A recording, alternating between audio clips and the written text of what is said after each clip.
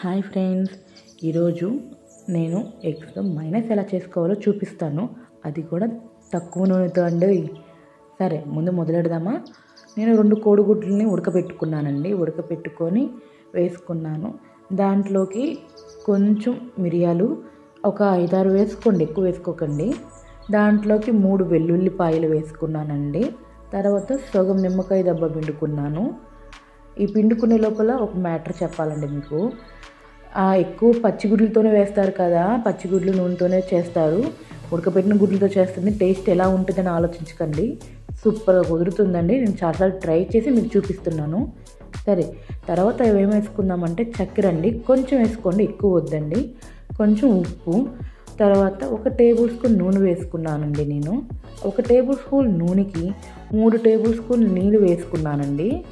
తర్వాత దీన్ని మెత్తగా మిక్సీ పట్టుకోవాలి. మిక్సీ పట్టుకునే ముందు ఒక మాట ఏంటంటే, అందరూ లో ఫ్లేమ్లో పెడుతూ హై ఫ్లేమ్లో చేస్తూ అట్లా ఉంటారు. కాదండి, పెట్టడంతోనే హై ఫ్లేమ్లో పెట్టండి.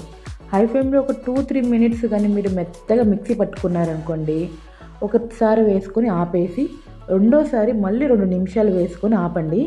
అంతలోపు చూడండి ఎంత క్రీమీ స్ట్రక్చర్ వస్తుందంటే టేస్ట్ చాలా బాగుంటుంది అండ్ హెల్త్కి కూడా మంచిదండి.